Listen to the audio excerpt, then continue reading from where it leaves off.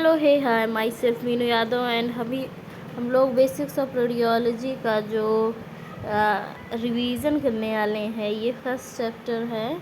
इस सीरीज को भी मैं कंटिन्यू करूँगी। इसमें सिटी स्कैन एंड एमआरआई के बारे में काफ़ी डिटेल में है। एंड ये बुक जो है, ये बुक सचिन कंदूरी जी हैं, उन्होंने लिखी है। तो अब हम लोग देख लेते हैं what is radiology and it's definition. Radiology एक मेडिकल स्पेशलिटी है जो कि यूज करती है इमेजिंग को डायग्नोस करने के लिए एंड ट्रीट करने के लिए डिसीज़ को with in the body. And radiology में जो मॉडलिटीज़ आती हैं देख लीजिए। रेडियोलॉजी में कन्वेंशनल रेडियोग्राफी, जिसमें एक्सरेज एंड फ्लोरोस्कोपी, मेमोग्राफी, इनमें भी एक्सरेज यूज होती हैं। सिटी स्कैन में भी एक्सरेज यूज होती हैं। यूएसजी में एक्सरेज नहीं यूज होती। एमआरआई में भी आयनाइजिंग रेडिएशन नहीं यूज होता है। न्यूक्लियर मेडिसिन में आयनाइजिंग रेडिएशन यूज होता है। And positron emission tomography, PET CT and pet MR भी हैं जो आजकल चल रहा है न्यूक्लियर मेडिसिन में कॉम्बिनेशन के साथ, ठीक है। एंड आयनाइजिंग रेडिएशंस कौन कौन से होते हैं? Ionising radiation is radiation that carries, जो कि इनफ एनर्जी कैरी करता है, जो कि फ्री इलेक्ट्रॉन्स को फ्रॉम द एटम और मोलिक्यूल्स को वो निकालने की या फिर उन्हें आयनाइज करने की क्षमता रखता है। तो उसी को आयनाइजिंग करता है, उसी को आयनाइजिंग बोलते हैं रेडिएशन। तो ये कौन से हैं? Alpha, beta, gamma, X ray, neutrons, ये सभी आयनाइजिंग रेडिएशंस हैं। मॉडलिटीज़ जो यूज़ होती हैं वो यहाँ पे देख सकते हैं। X ray, CT, PET scan, thyroid scan, bone scan, endoscopy, retrograde, cholangiopancreatography, ये ERCP, ये सभी आयनाइजिंग रेडिएशन यूज करती हैं। ये आपका ग्राफ है जिसमें कि दिखाया गया है जो एक्सरेज का, इसमें increasing energy and wavelength of visible lights दिखाया गया है। जो गामा रेज की एनर्जी है वो सबसे ज़्यादा होती है। ये ऑर्डर है इंक्रीजिंग का एनर्जी का, इस तरफ एनर्जीज बढ़ती जा रही हैं, ठीक है। सो इस तरीके से है। गामा रेज की सबसे ज़्यादा एनर्जी होती है, देन सबसे कम जो एनर्जी होती है ये इधर होती है। रेडियो वेव्स की, रडार की, FM की जो होती है, फिर इंफ्रारेड की होती है। देन विजिबल लाइट आती है जिसकी 400 से 700 के बीच में होती है वेवलेंथ। एंड इसको याद रखना ज़रूरी है बिकॉज ये पूछा जाता है एग्जाम्स में। 400 से 700 विजिबल लाइट की। देन अल्ट्रा वायलेट रेज की 10 नैनोमीटर है। इंफ्रारेड की 1000 नैनोमीटर है। एक्सरेज की एनर्जी सबसे ज़्यादा है, तो एक्सरेज की आती है 0.1 नैनोमीटर से 10 नैनोमीटर के बीच में, ये वेवलेंथ है। एंड देन गामा रेज की जो है एनर्जी सबसे ज़्यादा होती है, तो गामा रेज की कितनी होती है वेवलेंथ? 0.001 से 0.01 नैनोमीटर इनकी वेवलेंथ होती है। तो आपको 3 की याद रखनी ज़रूरी। गामा रेज की, तो गामा रेज की 0.001 to 0.01, देन एक्सरेज की 0.01 से 10 नैनोमीटर तक। देन फिर विजिबल लाइट की ज़रूरी है 400 से 700 नैनोमीटर तक। एंड जो वेवलेंथ है वो एनर्जी का अपोजिट होता है, इसी वजह से जिसकी एनर्जी सबसे ज़्यादा होगी उसकी वेवलेंथ सबसे कम होगी। गामा रेज की वेवलेंथ सबसे कम होती है एंड वेवलेंथ जो है वो इस साइड बढ़ती है। तो गामा से ज़्यादा एक्सरेज की वेवलेंथ, फिर अल्ट्रा वायलेट की एक्सरेज से ज़्यादा वेवलेंथ, देन इंफ्रारेड की उससे ज़्यादा, फिर रेडियो वेव्स की उससे ज़्यादा। तो वेवलेंथ जो है एनर्जी का अपोजिट होता है, ठीक है। And non ionising radiation, non ionising radiation refers to any type of electromagnetic radiation that does not carry enough energy per quantum photon energy to ionize atoms or molecules or to completely remove an electron from an atom or molecule। Non ionising radiation क्या होता है? जिसमें इतनी enough radiation नहीं होती है, energy नहीं होती है कि वो किसी पर्टिकुलर एटम या मॉलिक्यूल के इलेक्ट्रॉन्स को आयनाइज कर सके या उनको वहाँ से निकालने के लिए एबल हो। तो ये कौन कौन से होते हैं? Infrared, microwave, radio waves, ultraviolet, ये सभी कैसे होते हैं? नॉन आयनाइजिंग रेडिएशन होते हैं, इनकी एनर्जी कम होती है। मोडेलिटीज़ इसके नॉन आयनाइजिंग की कौन सी यूज होती हैं? Magnetic resonance imaging and MRCP। MRCP का फुल फॉर्म भी एग्जाम्स में पूछा गया है, magnetic resonance cholangiopancreatography. And X-rays were invented in November 8, 1895 को इन्वेंट की गई थी by sir Wilhelm Conrad Roentgen, ये आपको पता है। 1901 में ही received Nobel prize for this discovery, ठीक है। And conventional X radiation is referred to with terms meaning Roentgen. X radiation refer किया जाता है with the terms meaning Roentgen radiation after Wilhelm Conrad Roentgen. Conrad Roentgen ने इसको किया था discover, तो इसी वजह से इनके नाम पे रॉन्जन रेज भी इनको बोलते हैं, Roentgen radiation. Who is usually credited as its discoverer and who had named it X radiation to signify an unknown type of radiation। इन्होंने X रेडिएशन क्यों इसको नाम दिया? इन्होंने इसको X इसलिए दिया because it was unknown till then, वो जानते नहीं थे। तो जैसे कि मैथ्स में होता है कि किसी भी चीज़ को X मान लेते हैं, तो इसी वजह से उन्होंने इसको एज ए X बोल दिया था, ठीक है। And X radiation composed of X-rays is form of electromagnetic radiation होता है। and most X-rays have wavelength ranging from 0.01 to 10 nanometre होती है इसकी wavelength। and corresponding to the frequency, जो रेंज होती है इसकी फ्रीक्वेंसी की रेंज होती है 3 × 10⁻16 hertz to 3 × 10⁻19 hertz. And energy जो रेंज होता है वो होता है 100 इलेक्ट्रॉन वोल्ट से 100 किलो इलेक्ट्रॉन वोल्ट। तो ये ज़रूरी है, जो इसकी फ्रीक्वेंसी होती है 3 × 10⁻16 टू 3 × 10⁻19 हर्ट्ज। एंड एनर्जी कितनी होती है? 100 electron volts to 100 kilo electron volts होती है, ठीक है। And here this is the x-ray का जो कैथोड ट्यूब है यहाँ पे दिखाया गया है। एंड ये आपका ट्यूब है इसमें, देन ये आपका कैथोड है, एंड ये आपका बियरिंग है, ये रोटेटिंग एनोड है, जो कि एनोड रोटेट करता है। दो टाइप के होते हैं, रोटेटिंग एंड स्टेशनरी। एंड ये आपका ग्लास एनवलप। ग्लास एनवलप किस चीज़ का बना होता है? ये पायरेक्स ग्लास का बना होता है, ठीक है, पायरेक्स या borosilicate. And here this is detailed picture of this x-ray tube glass envelope. This is your cathode.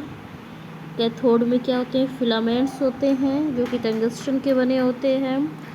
And ये आपका रहा एनोड। एंड ये एनोड जो होता है कॉपर रॉड, कॉपर ब्लॉक में ये एम्बेडेड होता है। तो आप देख सकते हैं टंगस्टन कॉपर ब्लॉक में एम्बेडेड है, और कॉपर की यूज करते हैं हीट डिसिपेशन के लिए। तो एक्सरेज इलेक्ट्रॉन्स इधर गए एंड इलेक्ट्रॉन्स स्ट्राइक करके ये क्या करते हैं? एक्सरेज प्रोड्यूस करते हैं। एक्सरेज प्रोड्यूस हो गए, electrons are accelerated with a high voltage के साथ एक्सेलरेट किए जाते हैं। And heated filaments emits electrons by the thermionic emission. And thermionic emission को हम लोग एडिशन इफेक्ट के नाम से भी जानते हैं, ठीक है। And x-ray wavelength are shorter than those of ultraviolet rays and you typically longer than those of gamma rays. तो जो एक्सरेज की वेवलेंथ होती है वो यूवी रेज से कम होती है एंड गामा रेज से ज़्यादा होती है, ठीक है। मेडिकल यूजेस क्या होते हैं एक्सरेज के, देख लेते हैं हम। A radiograph is an X-ray image that is acquired by placing body part under consideration in front of X-ray detector and illuminating it with a short X-ray pulse. तो एक जो रेडियोग्राफ होता है एक्सरे इमेज का, वो acquire कैसे करते हैं वो आपको पता है. And bones are the richest in calcium, so which by virtue of its relatively high atomic number absorbs X-rays with ease. तो इनका हाई एटॉमिक नंबर होता है जो कि एब्जॉर्ब करता है एक्सरेज को आसानी से. एंड दिस मार्केटली डिक्रीज करता है अमाउंट ऑफ एक्सरेज को.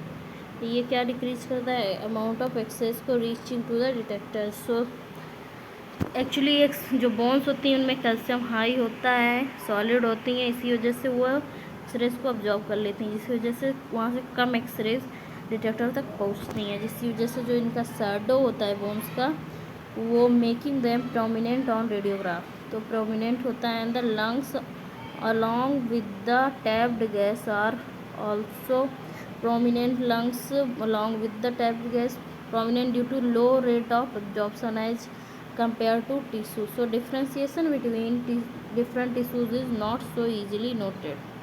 And radiographs are also helpful in understanding in unmasking the pathology of the skeletal system as well as soft tissue disease processes.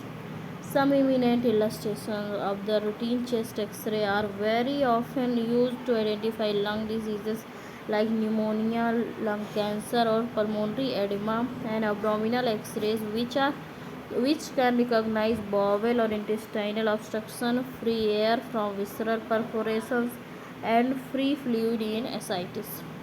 So X-rays are also used in identifying pathologies. And for instance, gallstones, which are seldom radiopaque, and the kidney stones, most commonly but not invariably visible. So conventional plain X-rays are less effective in imaging of soft tissue like brain or muscle. So dental radiography is frequently useful in diagnosis for the oral problems like cavities. ठीक है. And here this is the x-ray of forearm. And इसमें आप लोग देख सकते हैं forearm से wrist, elbow से लेकर रिस्ट तक का एरिया विजिबल है. एंड इसमें इम्प्लांट पड़ा हुआ है आपकी फोर आर्म में, रेडियस एंड अल्ना दोनों में. ठीक है. एंड इसमें आप आइडेंटिफाई कर सकते हैं कि कौन सा आपका रेडियस है, कौन सा ulna. So this bone is your radius and this is your ulna. So अब इसमें बताइए, ये आपका रेडियस हो गया, ये हो गया अल्लाह, एंड ये तो ये हो गया आपका रेडियस, ये हो गया आपका अल्लाह. ये कैसे रिकॉग्नाइज किया? जो थंब साइड होता है वो होता है आपका radius towards the thumb, and जो थंब के अपोजिट हुआ वो अल्लाह हो गया. ठीक है, ऐसे याद कर सकते हैं. पोस्ट ऑपरेटिव में showing plating of radius and Allah in four arm. And X-ray filters in medical diagnostic applications. The low energy soft X-rays are undesirable as they are entirely absorbed by the body, thus increasing the radiation dose. तो filters हम क्यों use करते हैं? ताकि वो low energy वाले soft X-rays को absorb कर लें, क्योंकि वो एक्सरेज हमारी इमेजिंग में तो यूज की होती नहीं, बॉडी से एब्जॉर्ब हो जाएंगे एंड रेडिएशन डोज को इंक्रीज करेंगे to the patient and adding to the image. Hence a thin metal sheet frequently of aluminium which is called X-ray filter is most commonly placed over the window पे जो x ray tube की window होती है वहाँ पे एक aluminium की thin sheet apply की जाती है. सो ऑब्जॉर्व करती है ये low energy part of spectrum को. तो this is known as hardening of the beam, और इस प्रक्रिया को हार्डनिंग ऑफ द बीम कहते हैं, क्योंकि लो एनर्जी को ऑब्जॉर्व करके हम बीम को हार्ड कर रहे हैं. And it shifts the center of spectrum towards the high energy or harder X-rays. ठीक है. डिजिटल सब्सट्रैक्शन एंजियोग्राफी DSA इसका शॉर्ट फॉर्म होता है. To develop an image of the cardiovascular system along with the arteries and veins veins की और arteries की study को हम लोग एंजियोग्राफी कहते हैं। Antecedent image is obtained of the anatomical region of interest. Second image is then captured of the same region post injection of the iodinated. फिर उसको मतलब इमेजेस लेते हैं, वैसे उसमें कंट्रास्ट को डाल के फिर इमेजेस लेके ब्लड वेसल्स के बारे में देख लेंगे। And these two images are then digitally subtract करेंगे, thus leaving an image of only the iodinated contrast outline the body vessels, and the image thus obtained is compared to normal anatomical images by the radiologist or surgeon determine there is any damage or blockage of the vessel। तो इससे कैसे करते हैं, इसमें हम लोग जो other part है उससे वेजल्स को सब्सट्रैक्ट कर लेते हैं, मतलब कि बोन्स उस एरिया की होंगी या सॉफ्ट टिश्यू वो नहीं दिखेगा, सिर्फ हमने जहाँ कंट्रास्ट पुट किया है वो एरिया में विजिबल होगा। And most radiographs are done at distance of 100 centimetres, 100 centimetre पे करते हैं, 3 फीट पे। But there are several modification to better visualise specific region in chest. Chest के लिए थोड़ा सा अलग है, और ये क्यों है कैसे है देख लेते हैं। चेस्ट में हम लोग कितना डिस्टेंस यूज कर रहे हैं, 180 सेंटीमीटर और 6 फीट। बाकी जनरली हम कितना यूज कर रहे थे, 100 सेंटीमीटर और 3 फीट। और ये क्यों करते हैं चेस्ट में 180 सेंटीमीटर 6 फीट, टू रिड्यूस करने के लिए magnification of heart and apical lordotic view to visualize lung apices. ये हम लोग क्यों करते हैं, एक तो इससे लंग अपाइसिस अच्छे से अपाइकल लॉर्डोटिक व्यू में विजुअलाइज होते हैं, दूसरा मैग्नीफिकेशन ऑफ हार्ट जो होता है वो कम हो जाएगा। So radio sensitivity material, radio sensitive films are coated with radio sensitive material that converts individual X rays to detectable image silver bromide. जो हम लोग रेडियो सेंसिटिव मटेरियल यूज कर रहे होते हैं वो कौन सा होता है, जो कि फिल्म में यूज होता है, जो एक्सरेज को डिटेक्टेबल इमेज में कन्वर्ट करता है, वो होता है सिल्वर ब्रोमाइड। ठीक है। Single coated films are preferred and are better resolution, single coated films prefer की जाती हैं, इनका रिजोल्यूशन बेटर होता है। Double coated films provide more information and are used in dental radiography. Double coated films कहाँ use हो रही हैं हमारी, डेंटल रेडियोग्राफी में। ठीक है। Digital radiography, digital radiography is a form of X-ray imaging where digital X-ray sensors are used instead of traditional photographic films। तो इसमें डिजिटल डिटेक्टर्स यूज होते हैं, ना कि photographic film. Advantages include time efficiency, time कम लगता है, through bypassing chemical processing and ability to digitally transfer and enhance images, and also less radiation can be used to produce an image of similar contrast to conventional radiography and less इसमें radiation भी लगता है। इसके digital के 2 type होते हैं, computed radiography and direct radiography. अभी हम लोग मैक्सिमम कौन सा यूज कर रहे हैं, direct radiography. Computed is also being used but this is not so frequent and so easy. ठीक है। एंड अल्ट्रासाउंड, अल्ट्रासाउंड का प्रिंसिपल क्या है, it is using physio electricity, ultrasound is using physio electricity. ठीक है। एंड इसमें हम लोग कौन सा फिजियो इलेक्ट्रिक क्रिस्टल यूज करते हैं, so we are using here PZT। What is PZT, PZT is lead zirconate titanate. ठीक है। So we are using here lead zirconate titanate mostly. Okay, so let me change the color. And frequency of probe used ranges from 2 megahertz to 20 megahertz। Generally हम लोग 2 megahertz से 20 megahertz का frequency का probe use करते हैं। अगर frequency high use कर रहे हैं तो उसमें क्या फ़ायदा होगा, बेटर रिजोल्यूशन आएगा। एंड लेस फ्रीक्वेंसी यूज कर रहे हैं तो मोर डेप्थ देखने को मिलेगी। तो अब क्या होता है, हम लोग मोर फ्रीक्वेंसी किस एरिया में, जो सुपरफिशियल है उसमें यूज करते हैं, एंड बेटर डेप्थ देखने के लिए लेस फ्रीक्वेंसी वाली देखते हैं हम लोग। तो बेटर डेप्थ के लिए कौन से एरिया, जैसे कि एब्डोमेन हमें देखना है तो यहाँ पे हम लोग लेस फ्रीक्वेंसी यूज करते हैं। Thin and superficial body parts uses high frequency probes which ranges between 7 to 15 megahertz, and thick and deep body parts uses low frequency probe। तो इसमें लो फ्रीक्वेंसी प्रोब्स यूज होते हैं जो कि हैं 2 से 7 मेगा हार्ट्स। एंड ऑप्स में हम लोग कितना यूज करते हैं, ऑप्स में भी हम लोग 3.5 to 7 मेगा हार्ट्स के बीच में प्रोब्स को यूज करते हैं।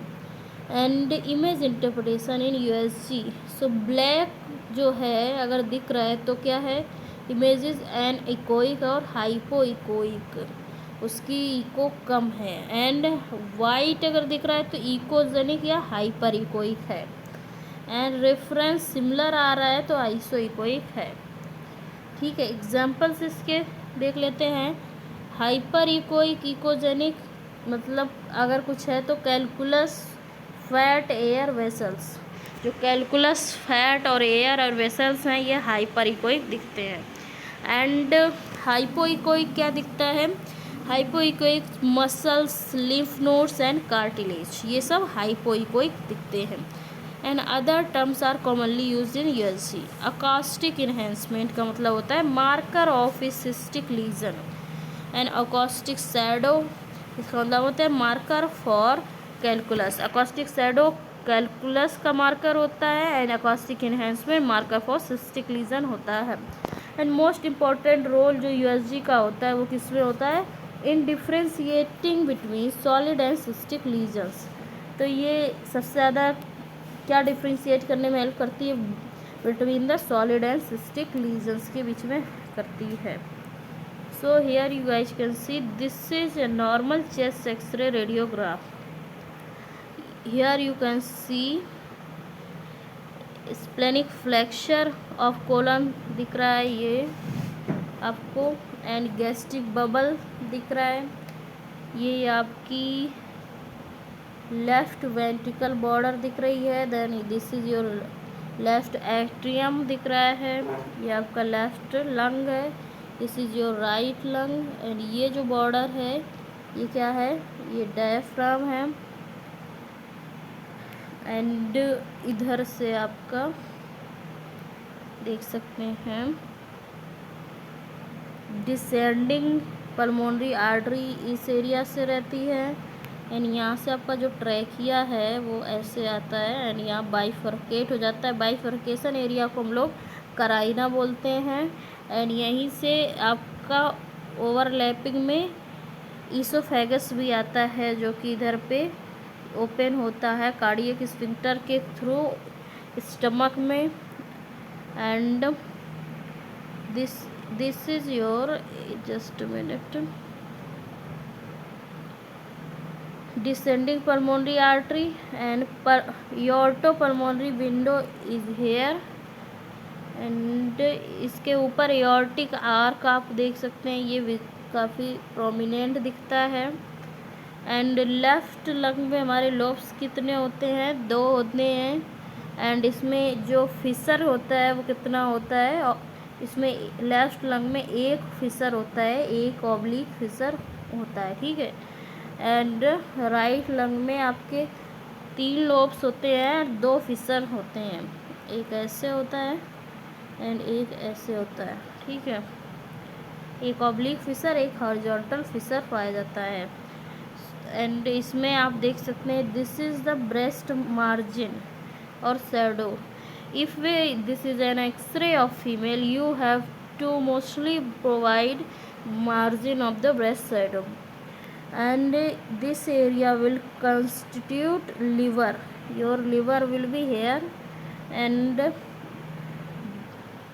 this is the sharp line which is outlining the lungs।